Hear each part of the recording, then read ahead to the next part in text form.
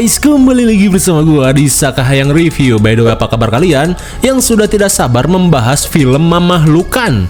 Kalem, karena kali ini Sakahayang akan membahas sebuah film yang cukup menegangkan dan seru berjudul Anaconda Curse Jungle tahun 2024. Oke lah, daripada kelamaan mending kita langsung saja ke pembahasannya. Dan jika kalian suka dengan channel ini seperti biasa, silahkan subscribe aja biar gak ketinggalan video menarik lainnya dari Sakahayang.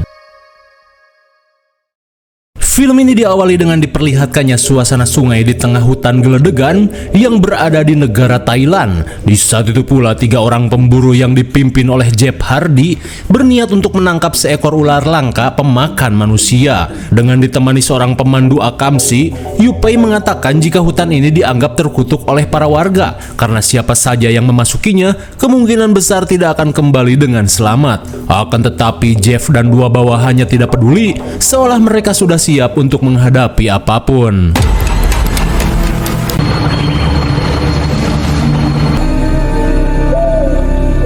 Setibanya di lokasi, Yupei meminta bayaran lebih pada Jeff karena selain dirinya tidak ada pemandu lain yang berani mengantar mereka ke tempat ini.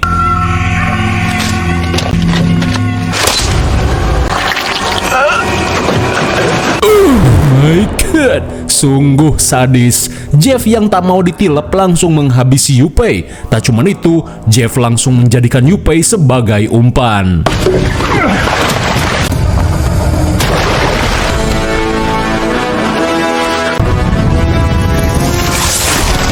Bisa kita lihat seekor ular besar benar-benar berada di hutan ini. Sesaat kemudian, Jeff dan kedua rekannya langsung memulai perburuan.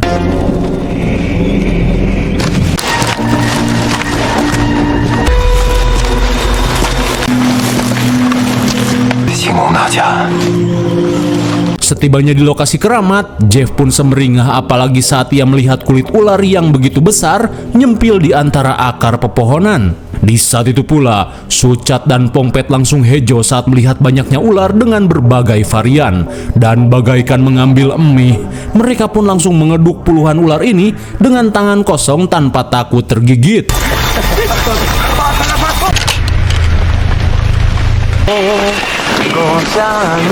Sesaat kemudian, setelah mendapat sekarung ular, seketika Pongpet merasa ngeri saat melihat mayat Yupei yang nongol di tengah sungai.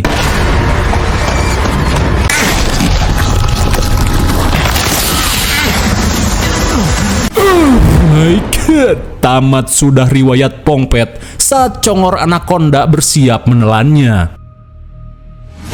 Sementara itu, ketika Sucat akan kembali ke kapal, ia pun panik saat mendengar suara yang mendekat.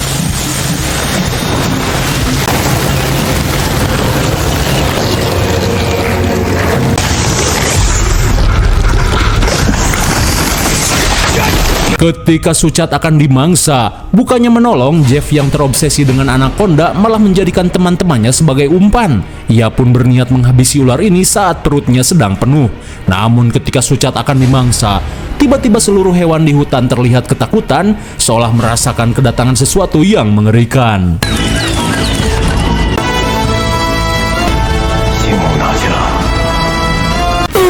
My God, lagi rupanya ada ular yang ukurannya lebih besar menghuni hutan ini.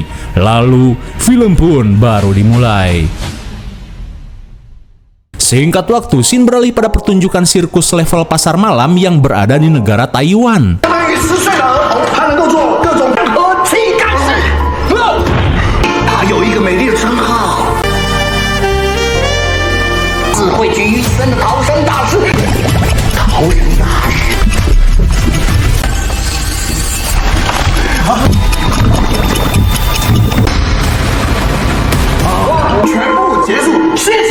Seusai acara, para penonton langsung protes dengan pertunjukan murahan ini. Apalagi beruang beke yang dipertontonkan berisi seorang bocil kolot. Di tengah kericuhan, para penonton meminta uang mereka dikembalikan. Kalau tidak, seenggaknya mereka ingin melihat kewes ini seksoi seperti di poster.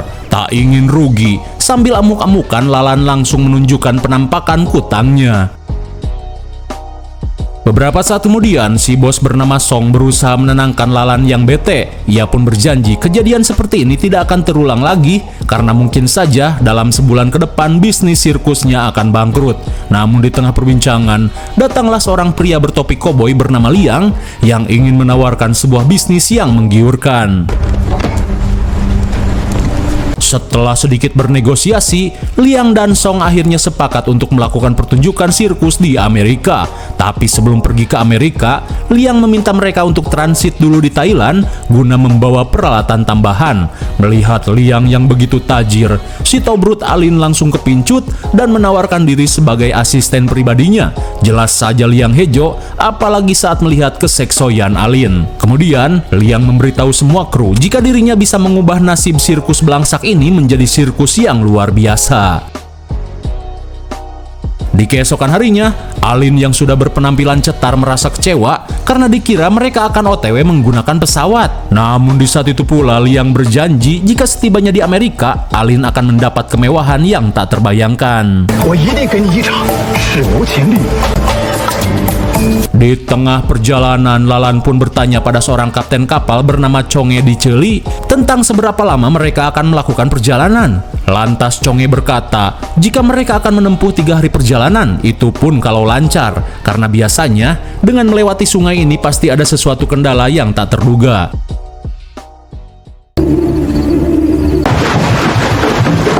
Di malam harinya, Liang yang akan boker langsung menelpon rekannya yang berada di Kamboja untuk segera prepare ke Thailand. Rupanya, selama ini Liang merupakan anggota sindikat perdagangan organ yang akan menjual Song dan anggota sirkusnya. Namun di tengah obrolan, seketika Liang pun hejo saat mengintip Lalan yang akan mandi.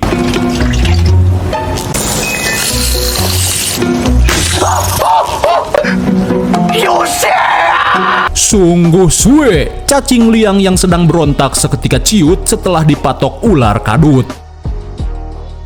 Beberapa saat kemudian, Chonge berkata jika Liang masih beruntung karena ular yang menggigitnya tidak berbisa. Mendengar hal itu, Liang pun merasa lega saat mengetahui cacingnya baik-baik saja.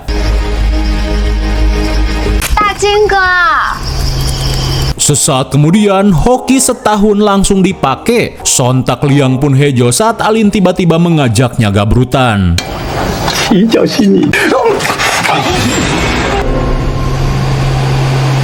Dasar bagong, ternyata sosok ini cuman vampir Cina cosplayan. Beberapa saat kemudian, Liang memperkenalkan kedua temannya pada Circle Alin, di mana Ajang akan nge-cosplay menjadi seorang vampir slayer, sementara Ating akan nge-cosplay menjadi vampir boboho. Ating pun meminta maaf karena telah membuat semua orang panik karena dirinya hanya berusaha mendalami peran.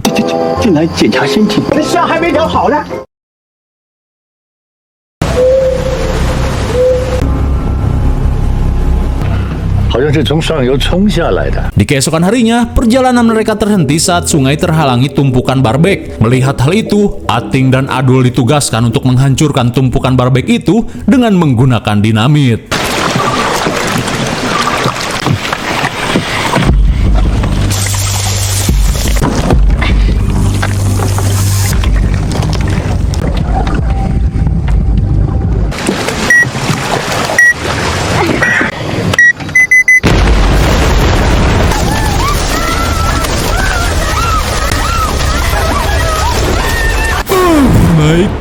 Tanpa mereka sadari, jika tumpukan barbek itu dihuni ratusan ular.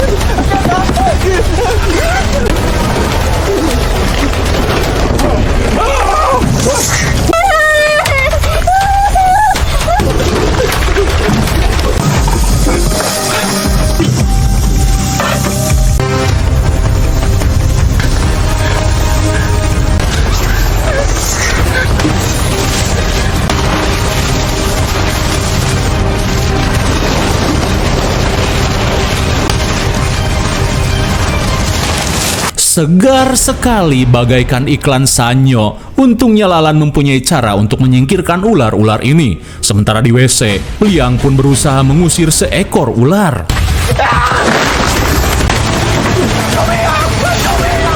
Eta si goblok, pergi satu datang 1000. Di tengah kepanikan, Liang pun terperosok ke dalam sungai.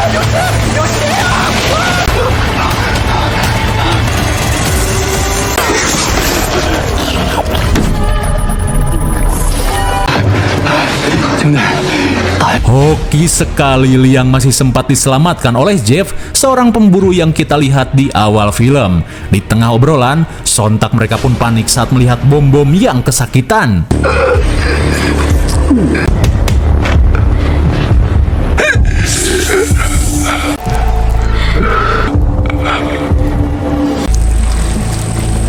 Tanpa diduga, jika sedari tadi kuping bom-bom kemasukan anak Orai Pichung. Melihat keterampilan Jeff, Liang pun merasa kagum.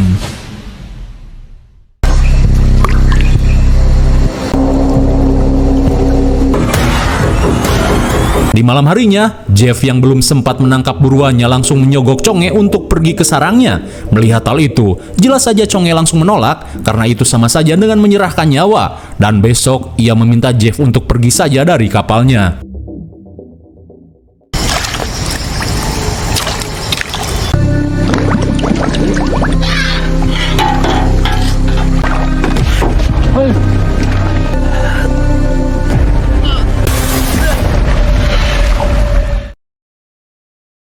Di keesokan harinya, Lalan pun heran dengan Chong'e yang hilang entah kemana.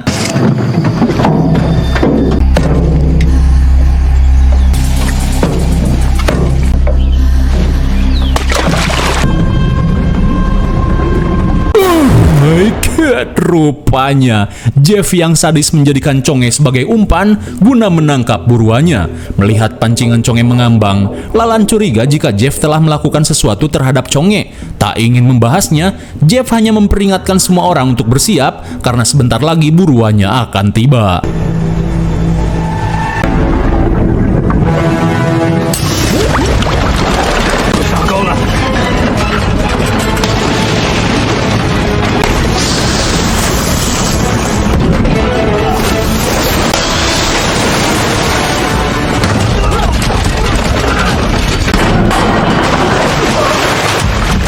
Sungguh edan, meskipun terjatuh, Jeff masih berusaha untuk adu mekanik.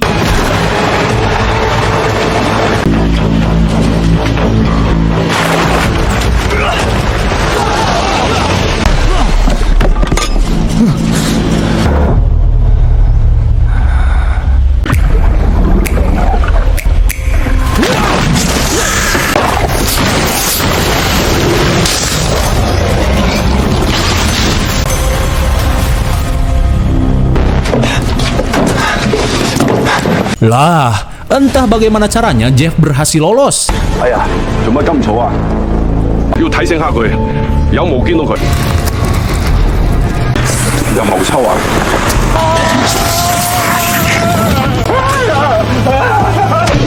Sontak semua orang pun panik dengan teror anaconda besar ini.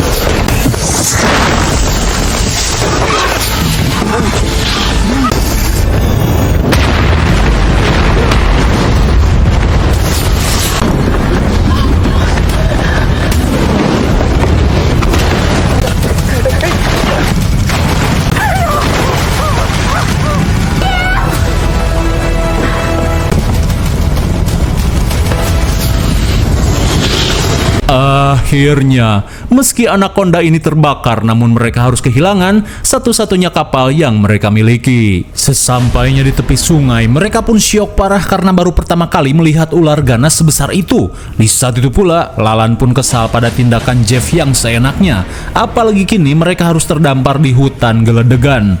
Lantas dengan watadosnya, Jeff berkata jika kulit ular tadi memiliki nilai sekitar $1 juta jika dijual pada black market. Hingga di tengah perdebatan, mereka pun heran saat melihat Alin yang meringis kesakitan. 波山峰携带着大量细。 Melihat borok di tubuh Alin, Jeff pun berkata jika borok tersebut merupakan luka sengatan lebah air. Maka dari itu, Alin harus segera mendapat antibiotik karena jika tidak, dalam waktu 48 jam sudah dipastikan Alin akan tewas dengan keadaan borok sebadan-badan. Namun tenang, Jeff berkata jika ia memiliki antibiotik di kapalnya yang berada di seberang hutan ini.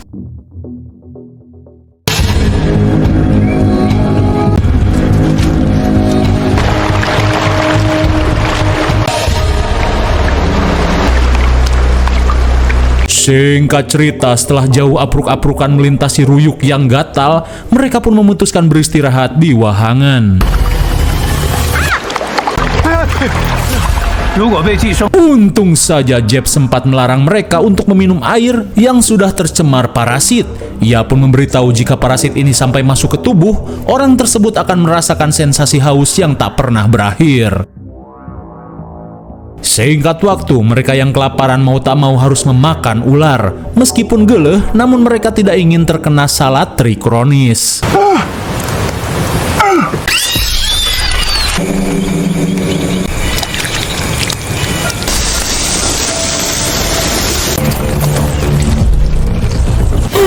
My God! Tanpa mereka sadari, ada anaconda bercorak kuning yang sedang mengincar Adul.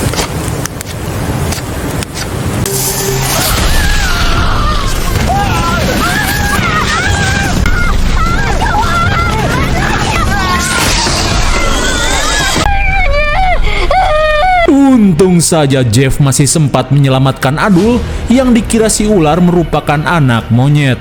Namun di saat itu pula, Ating tidak sadar jika dirinya telah terinfeksi parasit air.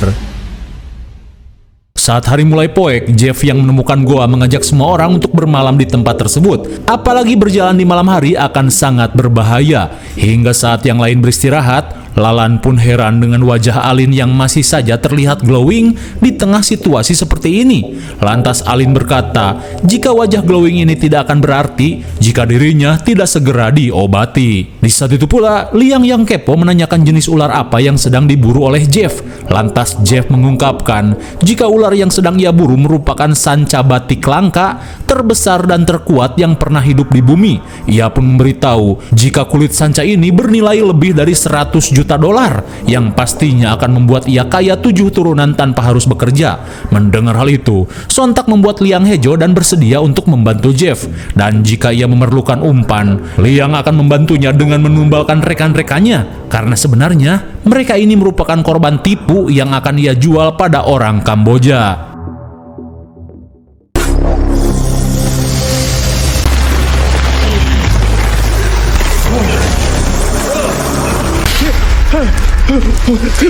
Di tengah malam, Ajang pun langsung terbangun setelah mengalami mimpi buruk. Kemudian, ia pun heran saat Ating tiba-tiba hilang entah kemana. Sementara di sisi lain, rupanya Ating yang linglung mulai merasakan efek dari parasit di dalam tubuhnya. Di saat itu pula ia tidak menyadari seekor anaconda sedang mengincarnya.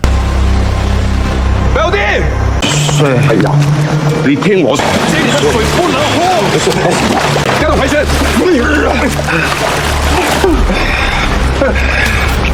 如果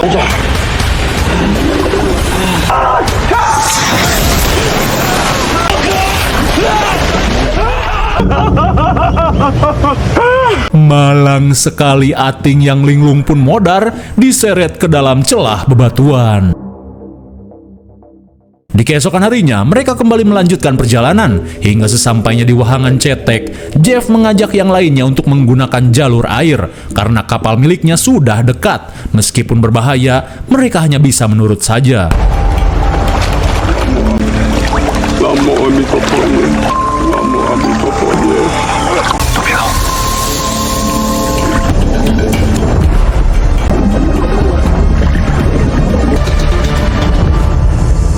Di tengah perjalanan mereka pun panik saat seekor ular melintas di dalam air. Dirasa sudah lewat, mereka pun kembali melanjutkan perjalanan.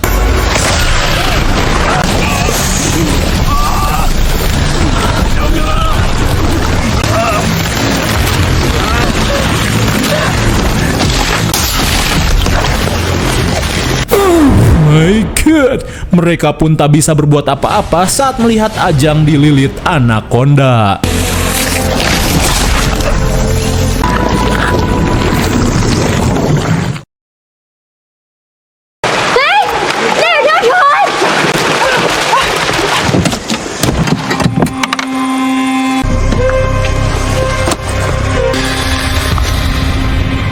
Sesampainya di kapal, Adul mengajak semua orang untuk segera pergi dari hutan ini. Tapi sebelum pergi, Jeff meminta mereka untuk membantunya menangkap Sanca Batik. Di saat itu pula, Liang yang berkhianat meminta mereka untuk menuruti semua perkataan Jeff. 他甚至没有弱点，在进食的时候。 Saat hari menjelang maghrib, Adul pun kesal dengan Liang yang malah menjadikan rekannya sendiri sebagai umpan. Dirasa Adul belum mengetahuinya, Liang berkata jika sebenarnya ia berniat menjual organ-organ milik Adul dan teman-temannya. Namun setelah mengetahui harga Sanca Batik yang fantastis, Liang sepakat bekerja sama dengan Jeff. Sesaat kemudian, Alin yang tidak ingin menjadi umpan berusaha untuk menawari Jeff dengan kemolekan tubuhnya. Ia pun berjanji akan memberikan servis gabrut lestari yang tak pernah Jeff rasakan. Dirasa lumayan, Jeff langsung menyetujui tawaran Alin.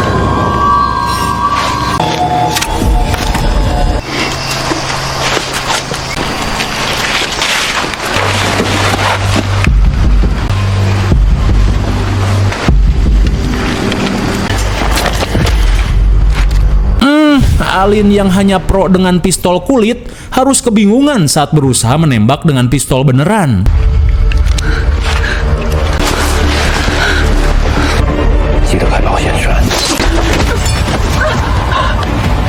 Untung saja Lalan yang melepaskan diri masih sempat menyelamatkan Alin. Di waktu bersamaan, Adul dan Bom Bom langsung panik saat melihat ular yang menghampirinya.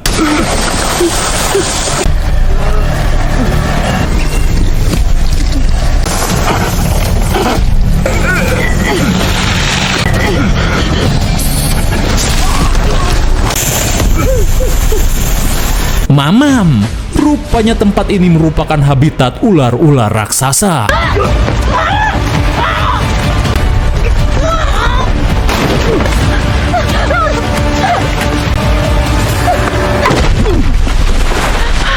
Setelah menggaplok Jeff, Lalan pun bergegas membebaskan Adul dan Bom Bom.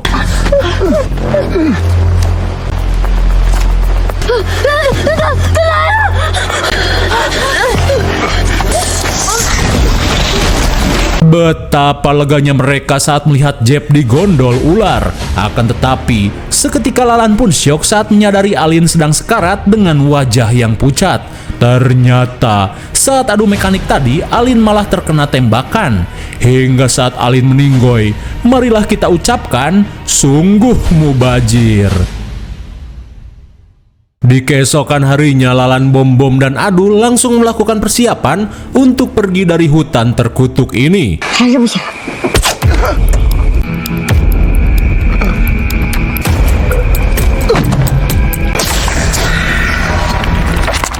Edian sekali Jeff masih bisa melakukan epic comeback dan berhasil menghabisi ular yang menyeretnya.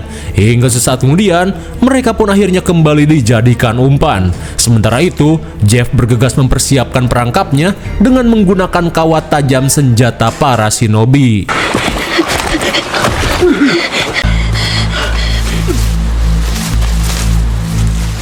Setelah persiapan selesai, Jeff tinggal menunggu buruannya menyantap umpan.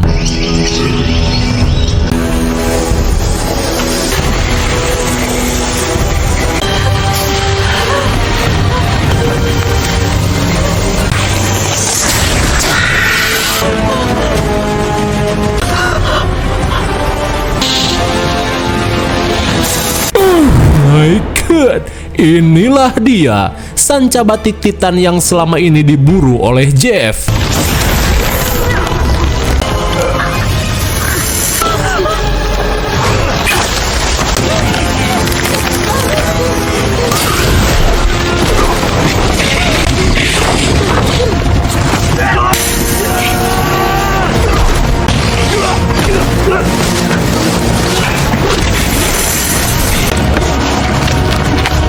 Setelah ripuh beradu kekuatan, kini Jeff harus terjebak di antara pohon. Di saat itu pula, sanca batik Titan ini langsung mengincar Jeff.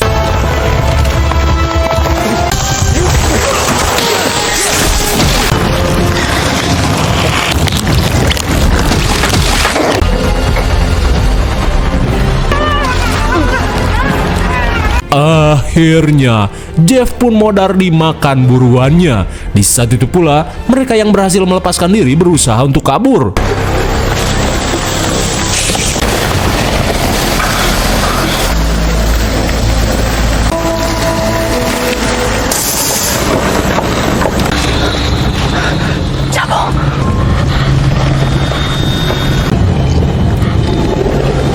Di tengah persembunyian, kini si Adul dalam bahaya.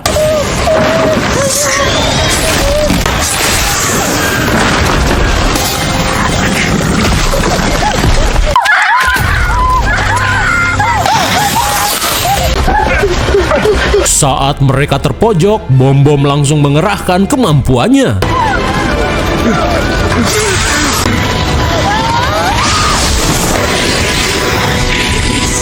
Saat si ular menggeliat kesakitan, mereka pun bergegas kabur menuju jebakan shinobi.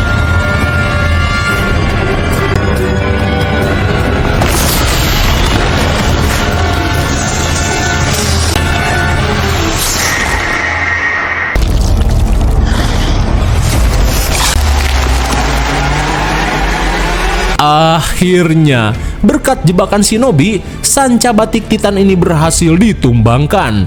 Hingga sesaat kemudian, mereka pun langsung pergi menggunakan kapal sewaan Jeff.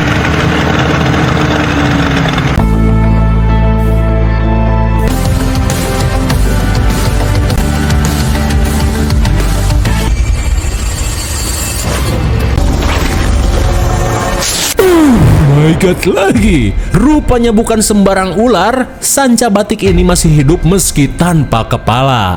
Lalu film pun sudah berakhir.